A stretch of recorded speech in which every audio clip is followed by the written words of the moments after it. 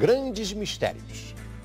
Nossos repórteres desembarcam do outro lado do mundo, na Cordilheira do Himalaia, e mostram como surgiu uma figura lendária, o Yeti, também conhecido como o Abominável Homem das Neves. Há tanta gente que acredita na existência dele que tirar a dúvida virou desafio até para a ciência.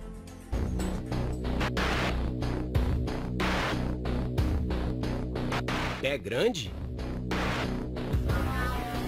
Yeti?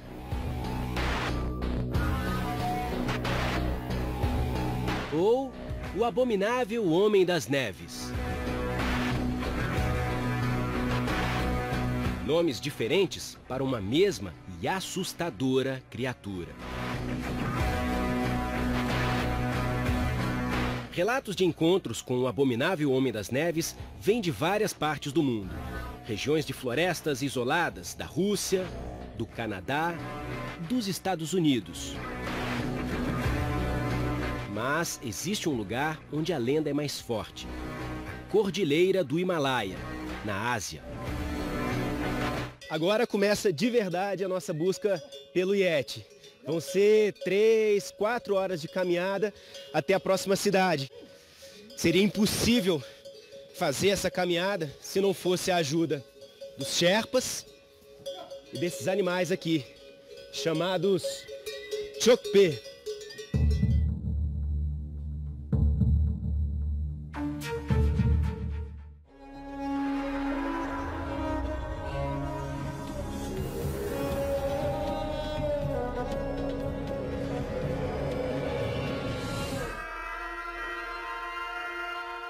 Aqui ficam as montanhas mais altas do planeta.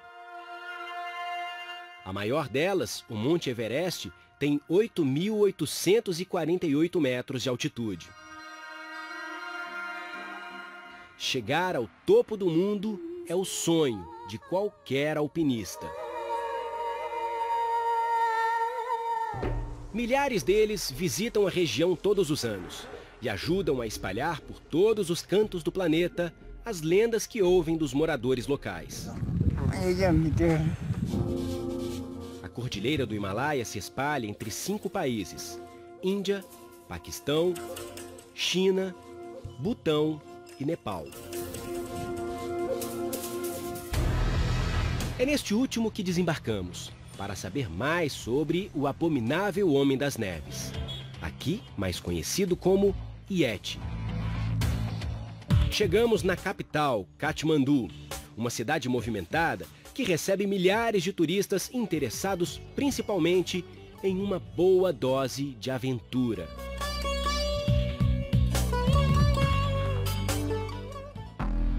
Nossa visita aconteceu semanas antes do terremoto que devastou o país e sua principal cidade.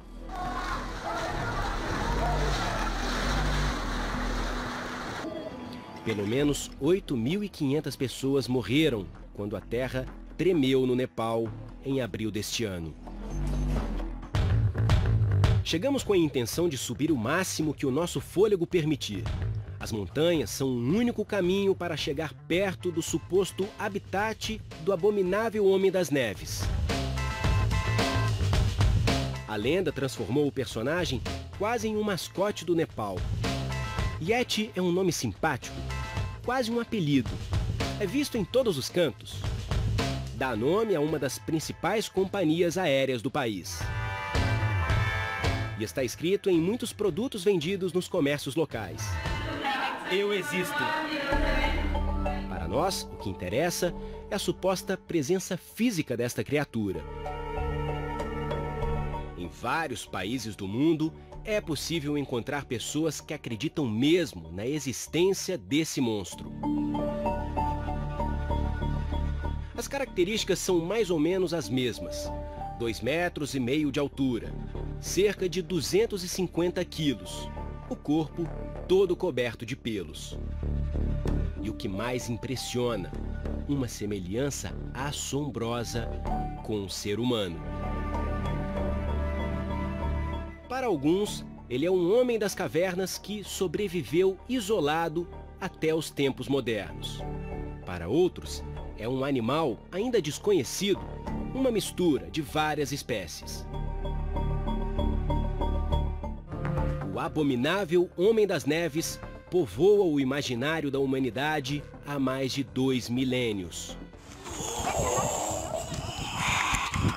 Em 326 a.C., Alexandre o Grande conquistou a região onde hoje é a Índia e mandou os súditos subirem as montanhas para capturar um pé grande. Alexandre tinha ouvido histórias e queria ver um exemplar com os próprios olhos. Com medo, os antigos indianos não obedeceram. Deram a desculpa de que a criatura não sobreviveria em altitudes mais baixas. Afinal, quem seria capaz de deixar pegadas como essas?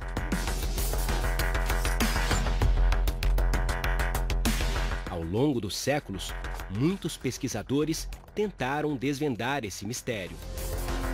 Um deles foi enviado em missão secreta por um dos ditadores mais sanguinários da história, Adolf Hitler. Auf einen festen Boden gekommen! O primeiro passo de nossa investigação é no escritório de um dos alpinistas mais experientes do mundo. A cicatriz no rosto do nepalês Dawa é resultado de queimaduras causadas pelo reflexo do sol no gelo. Ele já esteve 7 vezes no topo do Everest. Presenciou situações de vida ou morte.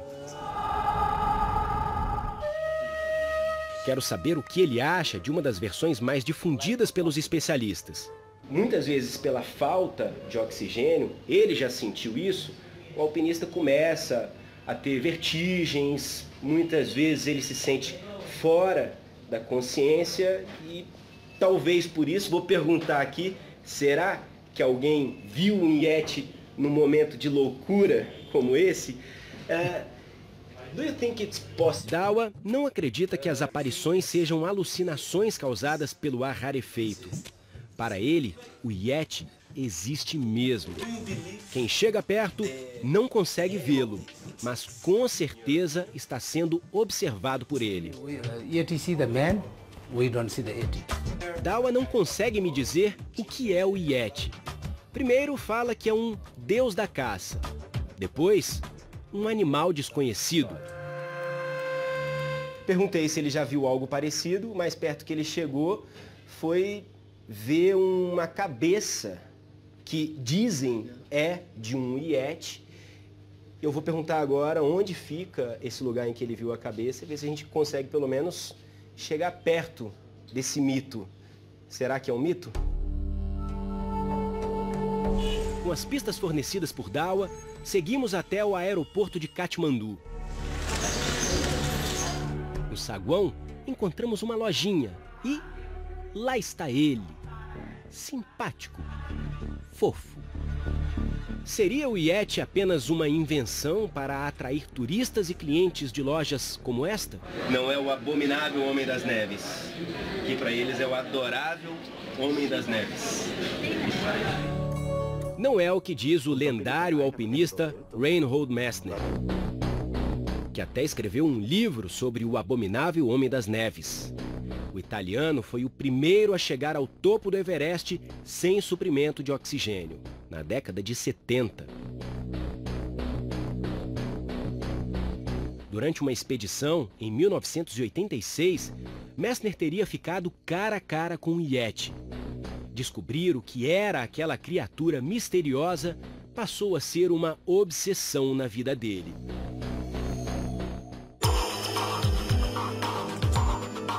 Nos aproximamos da cordilheira do Himalaia.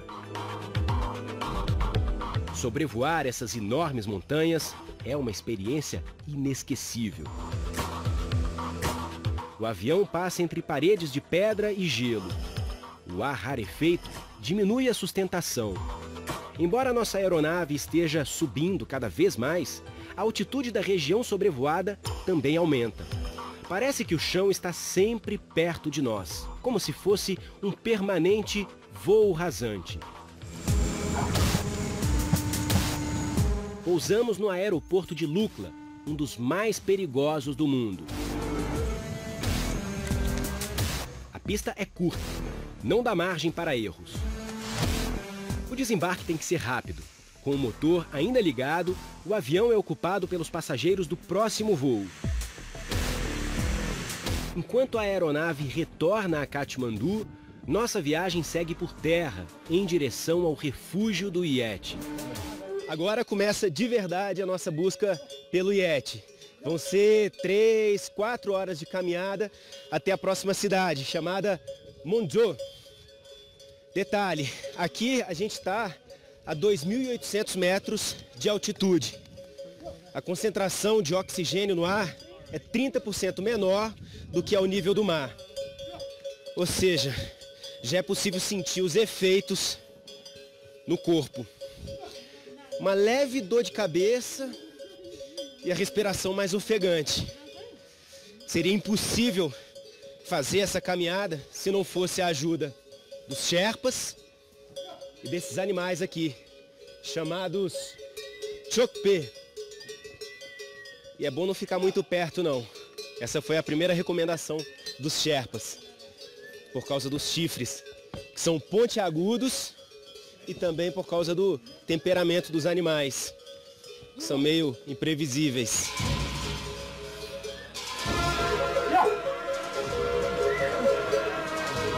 Os Sherpas percorrem essas trilhas há séculos.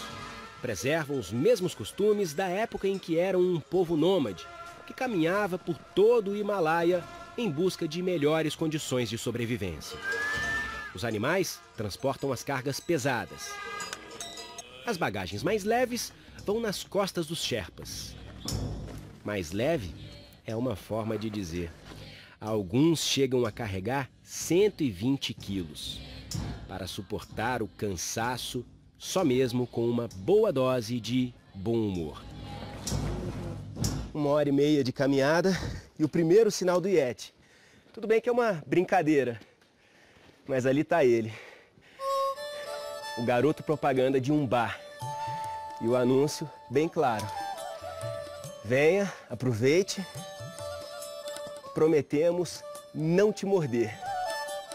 A propaganda é atraente, mas temos que seguir adiante. A primeira parada é um presente para o corpo cansado. Chai ground.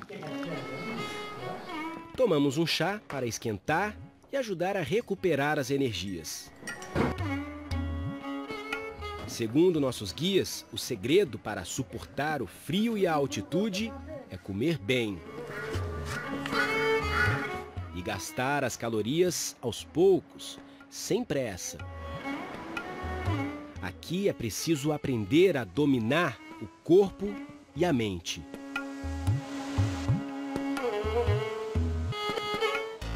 Não é nada fácil. Chegar ao alojamento no final do primeiro dia é uma vitória. É hora de descansar. Amanhã tem mais.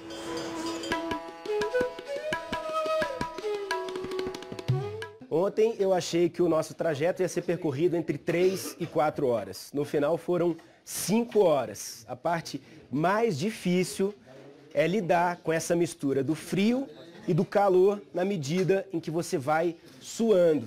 Por isso ontem, quando eu cheguei aqui no hotel, não queria saber de mais nada a não ser a cama.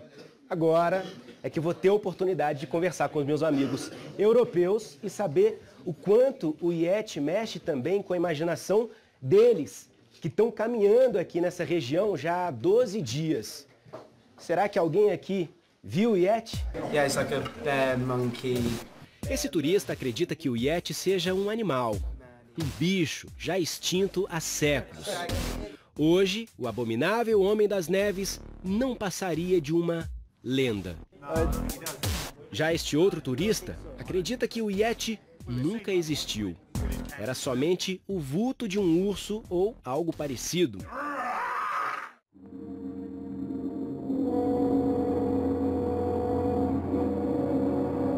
A fama mundial do Yeti foi alcançada justamente depois da divulgação das fotos de um europeu que passou por aqui. O montanhista britânico Eric Shipton divulgou essas imagens em 1951.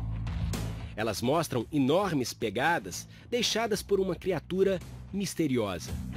Até hoje, ninguém provou que essas imagens sejam uma fraude. Em todo o mundo, cientistas estudam imagens em foto e vídeo que mostrariam o pé grande. Quase sempre são registros amadores, feitos por pessoas que passavam por um determinado local e viram algo estranho. Uma boa parte das imagens é falsa. Algumas outras têm explicação. Mas não existe imagem do Yeti que os cientistas tenham considerado verdadeira sem sombra de dúvida.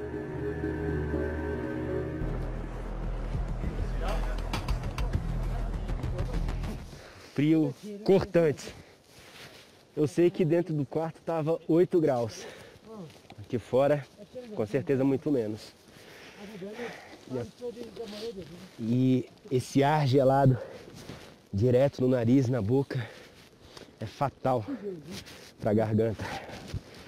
Como está começando agora, é melhor eu me cuidar e proteger, esquentar um pouquinho o ar que eu estou respirando. Vamos embora, que hoje é um dos dias mais difíceis. A previsão é de 9 horas.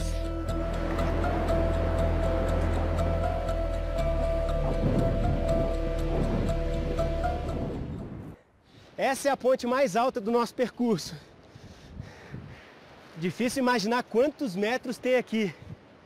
É a ponte sobre o rio conhecido como Rio de Leite. E é fácil entender por quê.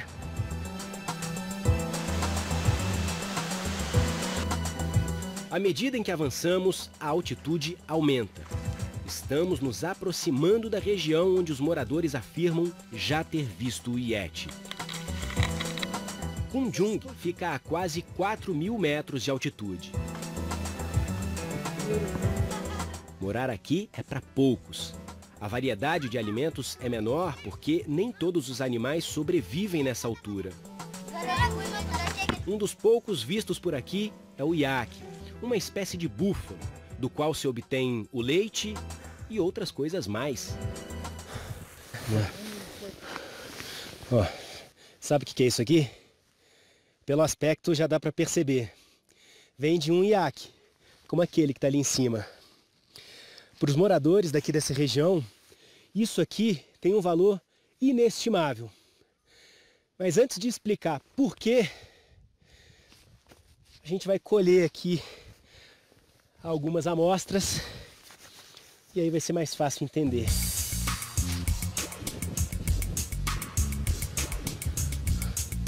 Putting in the cooking. Put the dry one.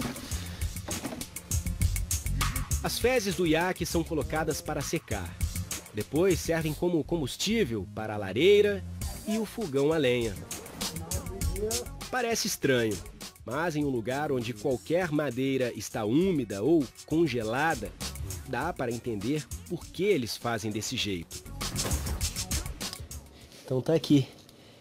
A primeira, mais importante, utilidade para as fezes do iaque. Com o corpo aquecido, partimos para a próxima etapa da nossa aventura. No caminho, paramos na casa de um morador.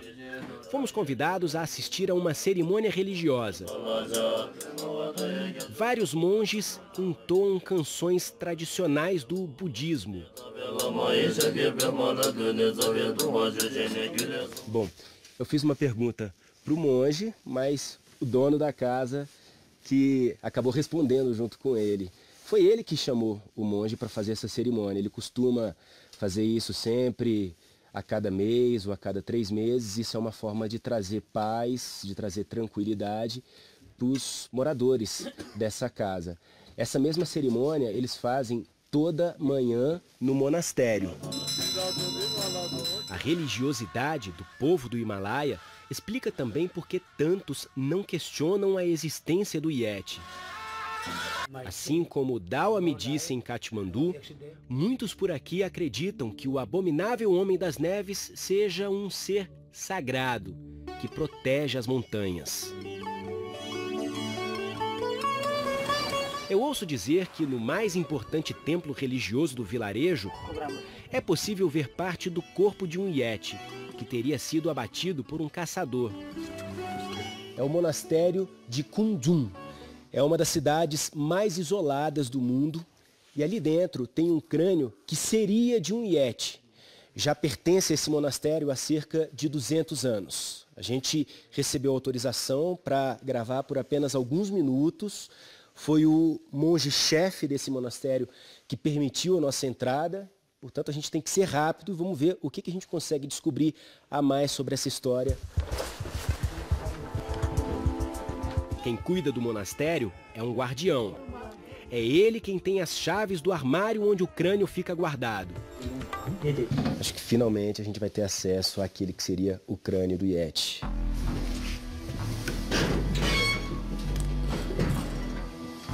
Não dá para ver direito. A suposta cabeça do Yeti é cheia de pelos. Tem o crânio pontiagudo. Lembra o formato da cabeça de um gorila. Uma das teorias sobre o Yeti é que ele seria, na verdade, algum tipo de macaco gigante, ainda desconhecido pelo homem. O Passan, que abriu a porta do monastério para a gente poder entrar, vamos conversar aqui com ele, ver se ele realmente acredita nessa história e procurar saber um pouco mais sobre essa peça que está aqui, essa peça que para eles é sagrada. Passan, do you really believe?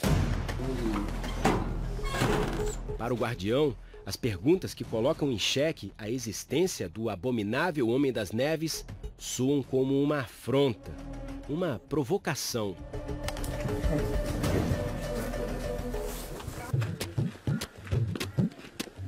Nossa próxima parada é na casa de Puti. Ela é do povo Sherpa, morou aqui a vida inteira e diz conhecer uma vítima do Yeti.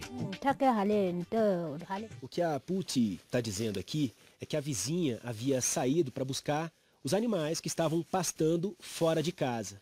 Foi nesse momento em que o Yeti chegou, deu uma patada nela, suficiente para que ela desmaiasse. Quando acordou, se deparou com a seguinte cena: o Yeti quebrando o chifre de um dos iaques e mastigando, como se estivesse saboreando. Em seguida, foi até uma das vacas, com um golpe só, matou o animal e passou a comer a carne. Foi a brecha que ela encontrou para sair correndo em busca de ajuda. A vizinha não está em casa. Foi fazer compras em uma cidade a 3 dias de caminhada daqui. Puti jura que é tudo verdade. O ataque teria acontecido em um vilarejo ainda mais alto, no caminho para o Everest. Nessa região, não encontramos mais ninguém. O povo Sherpa evita subir até aqui. Tem medo do pé grande. Chegamos bem perto do topo do mundo, o Monte Everest. É aquele ali atrás, que tem 8.848 metros de altitude e faz parte de uma cadeia de montanhas que seria o lar docilar do Yeti, o abominável Homem das Neves. Diz a lenda, é nessa região onde a floresta acaba e a neve toma conta que o Yeti mora. O Chudin é alpinista profissional, nasceu aqui em Kunjun, já participou de expedições em grandes altitudes em diferentes países. Em 3 ocasiões ele atingiu o topo do Everest, conhece todas essas montanhas na palma da mão, ou seja, por várias vezes esteve no habitat natural do Yeti. Chudin, você acredita que o Yeti existe de verdade? Yes, I believe yes. Chudin não acredita que o Yeti seja um deus. Para ele, trata-se mesmo de um animal, um macaco. Sometimes like animals. O guia Sherpa afirma que essas montanhas já foram completamente cobertas por gelo. Por isso, o abominável Homem das Neves costumava chegar mais perto das pessoas. Hoje, com o aquecimento global e o gelo localizado apenas no topo, não é mais comum ver o Yeti. Os relatos de encontros com a criatura diminuíram. O cientista inglês Brian Sykes é um especialista em engenharia genética da Universidade de Oxford, uma das mais respeitadas do mundo. Ele resolveu passar o mistério a limpo. Brian analisou um fio de pelo encontrado nas montanhas geladas no lugar de um suposto ataque do Yeti. Um pelo parecido com os da cabeça que vimos no monastério. Após pesquisa de DNA em laboratório, ele concluiu que o Yeti tem uma sequência genética parecida com a de um urso, que viveu na Terra entre 40 mil e 120 mil anos atrás. Uma espécie de tataravô do atual urso tibetano. Em outras palavras, o abominável Homem das Neves seria um animal pré-histórico que, de alguma maneira, sobreviveu até os dias de hoje, sem ser descoberto. Animal misterioso, deus da caça, homem pré-histórico. Uma lenda sem nenhuma realidade física. Para cada um, o Yeti tem um significado diferente. Verdadeiro ou falso, ele continua a atrair aventureiros de todos os continentes para o Himalaia.